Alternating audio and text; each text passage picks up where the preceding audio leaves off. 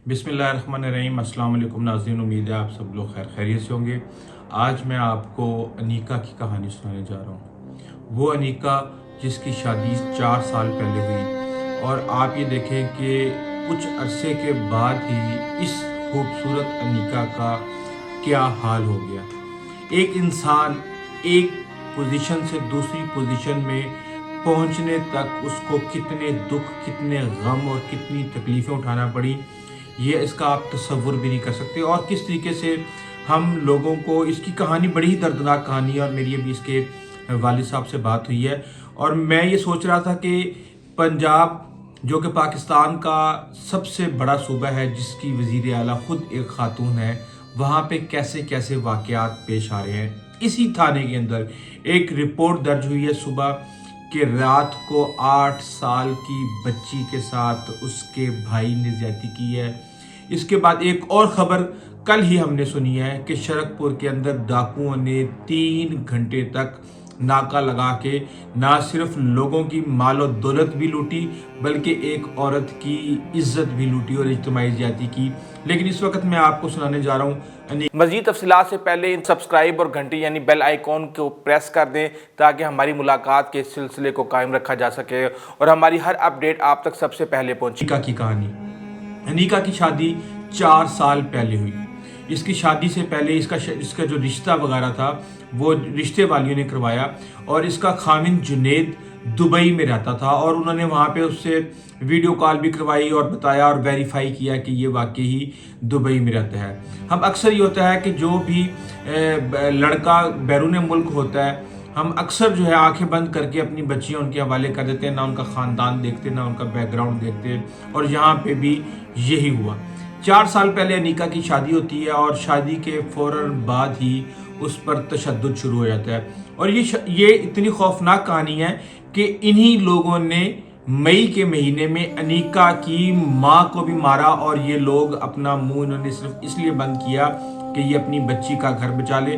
लेकिन ना बच्ची का घर बचा, ना बच्ची बची, ना माँ बची। और हम ये देख रहे हैं कि जब इंसान ज़रूरत से ज़्यादा कंप्रोमाइज़ करने लगता है तो उसके हाथ में कुछ भी नहीं आता और सब कुछ तबाह और बर्बाद हो जाता है। रात को 10 बजे के करीब खबर मिली कि मोहल्ले वालों ने फ़ोन किया शेख शौकत जावेद को कि आपकी बेटी के साथ बहुत ज़्यादा तशद्दुद हो रहा है और बहुत ज़्यादा चीखने की आवाज़ें आ रही हैं। शेख शौकत जो है वो अपने भाई के साथ जाता है वहाँ पे, और जब वो वहाँ पे जाता है तो वो घर जो कि गंज बाज़ार मुगलपुरा के अंदर मौजूद है, 3 मंजिला घर है और सबसे ऊपर वाली मंजिल के ऊपर अनीका मौजूद थी और चीखने की आवाज़ें आ रही थी। जब वो वहाँ पे पहुँचा तो उसने एक मंजर देखा कि किस तरीके से नसीम और किरण जो कि नंदे थी या नंदे हैं अनीका की, उन्होंने उसके बाजू पकड़े हुए थे। एक ने एक बाजू पकड़ा हुआ था, दूसरी ने दूसरी बाजू पकड़ा हुआ था और जो उसकी सास थी इशरत परवीन, उसने उसकी टांगें पकड़ी हुई थी। उसके एक देवर ने हाथ में पाइप पकड़ा हुआ था और एक जो बेल्ट है पहनने वाला बेल्ट, वो उसके खामिन जुनेद ने पकड़ा हुआ था। देखिए एक मासूम बच्ची को किस तरीके से, और वहां पे 2 लोग और भी मौजूद थे, वहां पे और भी मौजूद थे। वो नीलम बीबी की कहानी में आपको सुनाता हूं कि उसने क्या किया। वहां पे वो उसके ऊपर तशद्दुद कर रहे थे। जैसे ही शेख शौकत यानी अनीका का वालिद वहां पे अपने भाई के साथ पहुंचा और वहां पे धक्कम पेल शुरू हो गई और उन्होंने उसको निकालने की कोशिश की वहां से। और इसी दौरान वो लोग ज्यादा थे, उन्होंने इनको धक्के दे के निकाल दिया। और जब दरवाजे के अंदर अनीका थी तो नीलम बीबी वहां पे मौजूद थी। उनका रिश्ता मैं आपको भी बताता हूँ। उन्होंने कपड़ा फेंका और उसकी गर्दन पे कपड़ा डाल के और उसको पीछे खींच लिया। अब वो फंदा बन गया था, उसके लिए वो पीछे चली गई और उन्होंने इनको धक्के दे के वहाँ से निकाल दिया। और उसके बाद शौकत साहब को अस्पताल से पता चला कि उनकी बेटी जख्मों की और तशद्दुद की ताब ना लाते हुए जाँ बहक हो गई है। अब अनीका की 2 बेटियां, एक 1.25 साल की और एक 3 साल की। आप अनीका का हाल देखें कि अनीका का हाल पिछले 4 साल के अंदर कहां से वो कहां पहुंच गई। अच्छा, इनकी शादी होती है दुबई के अंदर, ये जुनेद होता है, लेकिन ये फिर कुछ अरसे के बाद यहाँ पाकिस्तान वापस आ जाता है। पुलिस से जो मेरी बात हुई है उनके मुताबिक जुनेद आइस का नशा करता है, लेकिन ये वजह नहीं है अनीका के कत्ल की। जो शौकत साहब बताते हैं कि ये अक्सर ही मेरी बेटी के ऊपर तशद्दुद करते थे कि तुम जाओ और जाके अपने बाप से पैसे लेके आओ। मई के महीने में 5 मई को ये बताते हैं कि जुनेद, इसकी माँ, इसकी बहनें मेरे घर पे आई और उन्होंने अनीका की माँ को ठुड्डों से मारा और इतना ज़्यादा उसके ऊपर तशद्दुद किया कि 3 दिन के बाद यानी 8 मई को अनीका की माँ इस जहान फ़ानी से चली गई और वो फौत हो गई।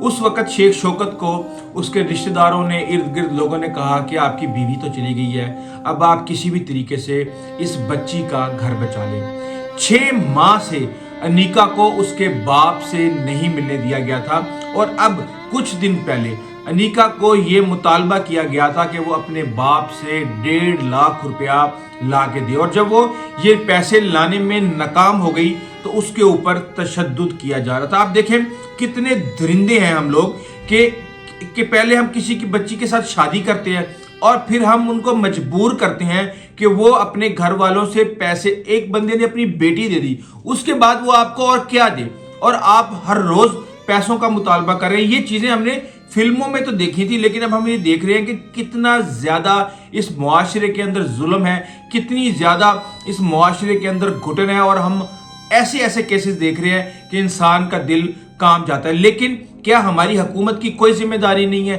क्या कहने को तो ये कोई मसला नहीं है जी, खामिद ने मार दिया, ससुरालियों ने मार दिया, लेकिन इसके ऊपर हम कितनी कानून साजी कर रहे हैं, कितनी एग्जाम्पल्स हमने इस वक्त सेट की हुई हैं कि कोई इस बारे में, इस तशद्दुद के बारे में सोच के भी काम जाए। लेकिन मसला ये है कि बस हर रोज कुछ ना कुछ आ जाता है। अब 1.5 लाख रुपया उसको कहा गया, वो 1.5 लाख रुपया नहीं ला सकी और उसके बाद उस बेचारी बच्ची की जिंदगी ले ली गई। अब जो नसीम साहब हैं SHO, वो सिर्फ और सिर्फ जुनेद को गिरफ्तार करने के बाद मुतमईन है और वो कहते हैं जी कि असल मरकजी किरदार जुनेद है, उसी ने तशद्दुद किया, बकाया का तो कोई लेना देना नहीं है।